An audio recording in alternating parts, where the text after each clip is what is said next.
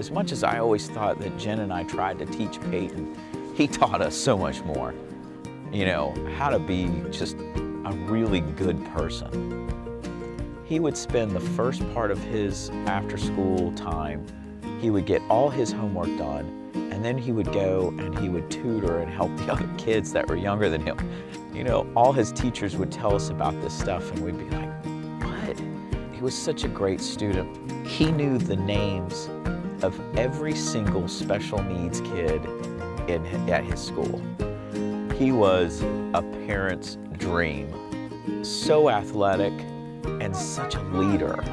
And, you know, it didn't matter if, you know, he could be the best athlete on a team. He was constantly trying to get somebody else to score. So Peyton was diagnosed with something called benign Rolandic epilepsy. And it is, if you're gonna have epilepsy, it's the one to have. You get it when you're a kid and you grow out of it by the time you're a teenager. So we watched him closely. I remember Peyton saying, oh, I forgot to tell Mama that I love her and I forgot to give her a kiss. And he runs out in the living room, gives Jen a kiss, comes back in, and we read a little bit more, and I put him to bed, and Peyton's last words to me were, I love you, Daddy. And I said, I love you too, baby. Because even at 9, I still called him baby. You know, I walked out of the room and I said to Jen, we are so lucky. He is the best kid. I went into his bedroom to check on him, and I could tell by the way he was positioned that something was wrong. And so at some point in the night, he had had a seizure.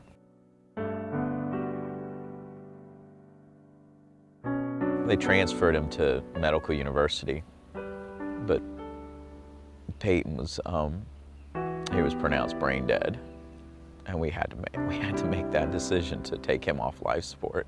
And I tell you, no parent should have to ever do that. It's the worst thing I've ever had to decide my entire life. But Peyton was gone. You know, our boy, you know, his soul, his spirit was somewhere else already.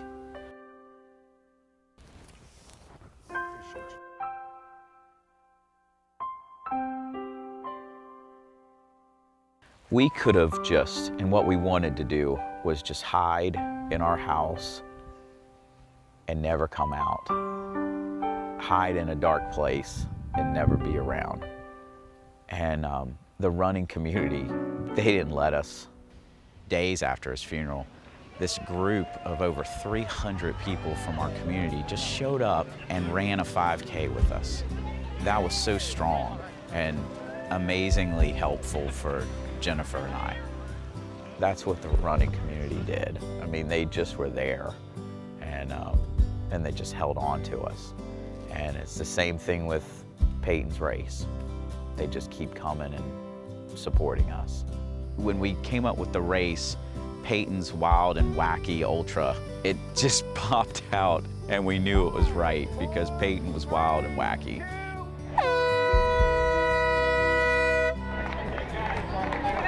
We knew we had to do something that was for our ultra runner friends and then for our short distance friends and their kids. So we did this format where it was a 10 by 5K, which is a 5K every hour for 10 hours. And in the middle of it, we throw in a 5K just for normal people. The first year we raised $6,000. Second year we raised $12,000. And this year, we haven't done all of our final figures, but we know it's going to be more. When I first started, running was about losing weight and staying in shape. It became something so much more. I always talk about running, and it can be an adventure just by walking out your front door. And for me, running's been that. I've gotten to do so many incredible things. I mean, I've run through the streets of New York. I've run through Boston, and I've run from one end of the Grand Canyon to the next.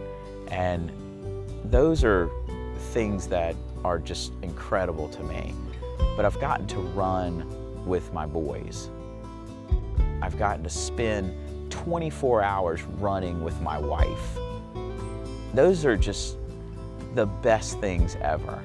When I'm running an ultra, I get to this point that I feel more in tune with my body and my surroundings than you could ever imagine. And it's my meditation. I started this, beginner group of runners. These are people from teenagers all the way to people in their 70s, men and women, and they have run 5Ks, they've run 10Ks, some of them have run marathons, some of them have run ultra marathons now. And these people all started from walking 30 seconds at a time. They're just amazing, amazing runners that decided they wanted to do this, and they just did it. And they believed in themselves, and they trusted me enough to kind of lead them on these crazy adventures. I would never imagine that people would look at me as a runner to begin with. So for somebody to recognize me and the power of running is really special. And I'm thankful for Mizuno and Fleet Feet supporting us, supporting our race. Remembering Peyton and the ways that they have done is important to us, and we're really thankful for that. It's a pretty amazing tribute to our son that they would name this track and field after him. The rock is Peyton's rock, and Peyton was our rock. He was our strength, and he was for a lot of his friends. And a lot of his friends still come to the rock and they'll touch it before they go play a game. Peyton, he never made it to his 10th birthday, but he did so many things in that short amount of time. Things that most people would never dream of doing or accomplishing. And I'll always be proud of him.